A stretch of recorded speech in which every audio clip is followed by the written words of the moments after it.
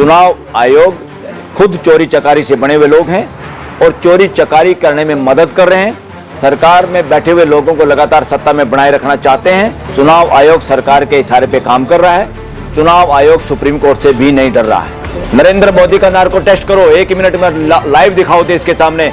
पहले 5 मिनट नहीं झेल पाएगा, 5 मिनट में वो सारे प्रश्नों का जब उत्तर देगा तो देश क्या हाल करेगा वो देश जाने। अरे देश के कर्मचारियों, देश की संस्थाओं, तुम बादशाह बन गए देश के। अरे वो तो क्या पपेट मुख्यमंत्री हैं, आरएसएस मनुवाद और इसके चेले चाटे हैं, बकवास कर रहा है वो महाराष्ट्र का मुख्यमंत्री। सुधार गृह में जब जाएंगे सारी नानी इनको याद आएगी। भैंस के काटड़ू की तरह ये अपने आप थड़ नहीं छोड़ेंगे, इनसे छुटवाने की जरूरत है और देश में आमूलचूल परिवर्तन करने की जरूरत है। चुनाव आयोग झूठा है, चुनाव आयोग भ्रष्टाचार में ग्रस्त है, चुनाव आयोग सरकार के इशारे पे काम कर रहा है, चुनाव आयोग सुप्रीम कोर्ट से भी नहीं डर रहा है। राहुल गांधी ने जो आरोप लगाए हैं वो राहुल गांधी के आरोप नहीं, पूरे देश के आरोप हैं। देश के जो मालिक 145 करोड़ है, सबके दिल की बात है ये और सब इस बात को अनुभव कर रहे हैं। चुनाव आयोग खुद चोरी चकारी से बने हुए लोग हैं और चोरी चकारी करने में मदद कर रहे हैं। सरकार में बैठे हुए लोगों को लगातार सत्ता में बनाए रखना चाहते हैं और उन्हीं की वजह से ये लोगों को चुनाव आयुक्त बनाया गया। देश में कॉन्स्टिट्यूशनल अथॉरिटी के मेंबरों को बनाने के लिए आमूलचूल परिवर्तनों की जरूरत है। किसी भी प्राइम मिनिस्टर को, अपोजिशन के लीडर को या चीफ जस्टिस को, ये 3-4 लोगों को इस तरह की अपॉइंटमेंट करने की छूट इस देश में नहीं मिलनी चाहिए। ये करप्शन के अड्डे हैं। ये पार्लियामेंट को मिलना चाहिए अधिकार, न कि एक नेता को या किसी पीएम को या अपोजिशन के लीडर को या इलेक्शन कमिश्नर को। ये 2-4 आदमियों के पास बहुत सारे काम हैं, सारे काम इन्हीं को नहीं सौंपने चाहिए। ये अपने आप से नहीं छोड़ेंगे, भैंस के काटड़ू की तरह ये अपने आप थड़ नहीं छोड़ेंगे। इनसे छुटवाने की जरूरत है और देश में आमूलचूल परिवर्तन करने की जरूरत है ताकि इस देश की कॉन्स्टिट्यूशनल अथॉरिटीज काम करती रहें। अब इलेक्शन कमीशन कितना बदमाशी पे उतारू है और सुप्रीम कोर्ट में हमने खुद भी राहुल गांधी का जो लेख आया था वो राहुल गांधी का लेख जरूर था मगर वो पूरे देश का लेख था। उसको हमने पटिशन बना के चीफ जस्टिस और सारे जजों को भेजा कि इस पे सुओ मोटो एक्शन लो और सुओ मोटो इस तरह के मामलों में एक्शन लेने की ड्यूटी बनती है, सुप्रीम कोर्ट की मर्जी नहीं है। सुप्रीम कोर्ट अगर इस तरह के मामलों में सुओ मोटो एक्शन नहीं लेती तो सुप्रीम कोर्ट अपनी ड्यूटी में फेल है। सुप्रीम कोर्ट संविधान का उल्लंघन कर रही है, देश की सर्वोच्च संस्था होने के बावजूद अपनी ड्यूटी निभाने में नाकामयाब है। इसलिए ये आरोप सुप्रीम कोर्ट पे भी लगता है और लगाना पड़ेगा देश को। चुनाव आयोग कह रहा हिम्मत है तो एफिडेविट साइन करिए फिर आइए। चुनाव आयुक्त कौन होता है?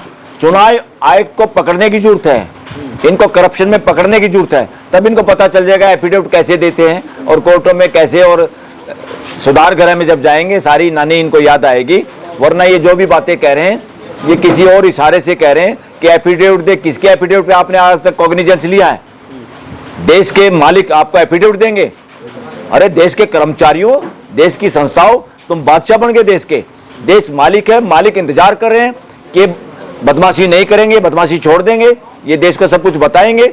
और आप राहुल गांधी से, अपोजिशन का लीडर, और आज वो जो बोल रहे हैं वो पूरे देश की आवाज है, उससे एफिडेविट मांग रहे हो, बदमाशी कर रहे हो।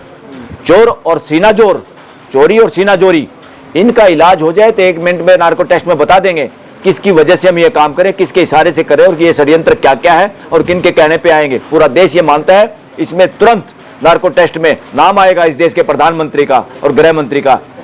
ये गृह मंत्री ना हो तब ये गड़बड़ नहीं हो सकती। उसको आदत पड़ी हुई है अपने कॉलेज के इलेक्शन से ही कि रिगिंग कैसे होती है, इलेक्शन कैसे जीते जाते हैं। ये अपराधी हैं, देश के संविधान के भी अपराधी हैं सर। महाराष्ट्र और इन दोनों को देश पूरा ये कह रहा, पूरा देश कह रहा, सर्वे करो, ये अपराधी किस्म की मानसिकता के लोग हैं ये, इनसे देश को छुटकारा चाहिए तभी जाके कॉन्स्टिट्यूशनल अथॉरिटी। मगर सबसे ज्यादा तो लोगों को बुरा लगता है, वकीलों को बुरा लगता है देश को कि यार सुप्रीम कोर्ट क्यों नहीं कर रही, सुप्रीम कोर्ट इनको पकड़ क्यों नहीं पा रही। मैं इस बात को बताना चाहता हूँ, सुप्रीम कोर्ट में जज हैं, सुप्रीम कोर्ट है, संविधान है, मगर जजों के अंदर हिम्मत कहाँ से लाएं? सुप्रीम कोर्ट संविधान को समझने वाले व्यक्ति का नाम जज नहीं है। उसके हिसाब से जीना, उसके हिसाब से फैसले करने की जिसमें हिम्मत है वो सुप्रीम कोर्ट और हाई कोर्ट के जज होने के काबिल हैं। वरना अपॉइंटमेंट तो किसी भी चोरी चकारी से बहुत लोगों की हाई कोर्ट और सुप्रीम कोर्ट में हुई है, आगे भी शायद होती रहेगी। इसको रोकने की जरूरत है। सर राहुल गांधी कह रहे हैं जेल जाना होगा, धमकाने का काम कर रहे हैं। कौन कह रहे जेल जाना होगा? राहुल गांधी कह रहे अधिकारियों को जो ऐसे तमाम भ्रष्टाचार। बिल्कुल जेल जाना होगा। और संजय सिंह ने भी पार्लियामेंट में कहा था कि जो उनको ईडी और इनकम टैक्स और इस तरह की आप वो लेके हमें जेल में भेज सकते हो, मुझे 3 घंटे ईडी दे दो, तुम सब जेल में जाओगे, सब जेल में जाने के काबिल हो, तुम सब ने ऐसे अपराध किए हैं।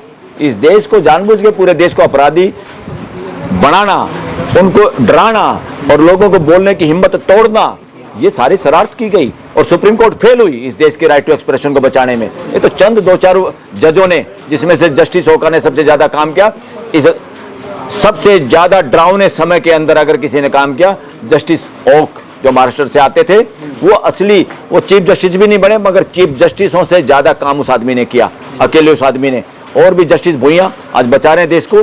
कुछ जजेज हैं जो थोड़ा बहुत उस लाइन पे चल रहे हैं, बाकी जजों का तो आप नाम भी नहीं जानते हो कि देश भी नहीं जानता। ऐसे बीजेपी के सारे मंत्री संतरी जिनका कोई नाम नहीं जानता, रेल मंत्री का नाम नहीं जानता, रेल में बैठे हुए लोगों को रेल मंत्री से लेना देना नहीं। सबको पता है कि झंडा एक ही आदमी को घुमाना है, जो भी रेल नई रेल होगी उसमें झंडा एक ही आदमी, नरेंद्र मोदी हिलाएगा झंडा। सारे सिंह कह रहे हैं कि देश का चुनाव रद्द होना चाहिए क्योंकि चोरी से ये प्रधानमंत्री बने। 100% नरेंद्र मोदी का नार्को टेस्ट करो, 1 मिनट में लाइव दिखाओ देश के सामने। पहले 5 मिनट नहीं झेल पाएगा, 5 मिनट में वो सारे प्रश्नों का जब उत्तर देगा तो देश क्या हाल करेगा वो देश जाने। सर, महाराष्ट्र के मुख्यमंत्री कह रहे हैं सड़कों पे उतरने का क्या मतलब है?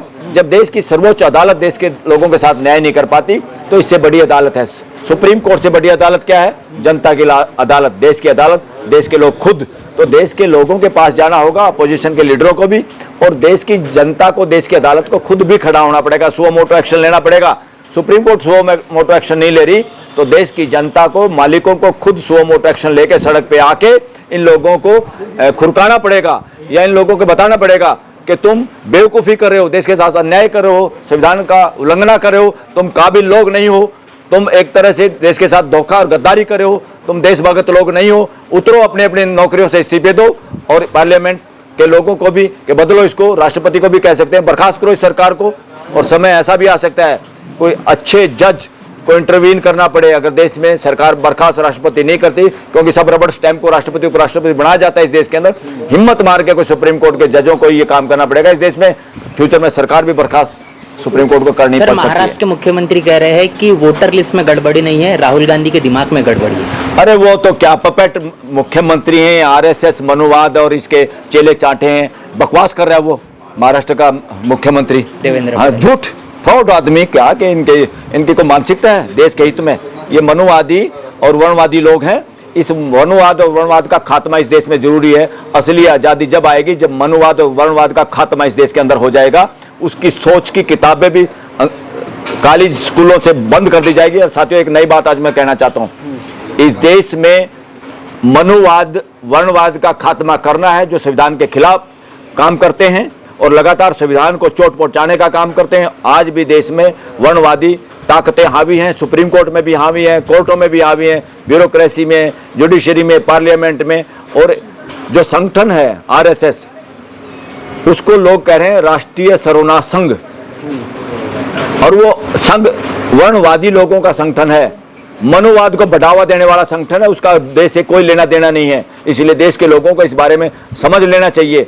ये चरित्र निर्माण वाले लोग नहीं हैं, ये लोगों को दानव बनाने वाले लोग हैं, उनके अंदर हिंसा भरने वाले लोग हैं। उन लोगों का मिसयूज करते हैं हमारे युवाओं को। किसी को बजरंग दल में नेता बना दिया, किसी को किसी और में बना दिया, और जानबूझ के उन पदों में बच्चों को लालसा होती है, इच्छा होती है कि हम पॉलिटिक्स में हिस्सेदारी करें, भागीदारी करें।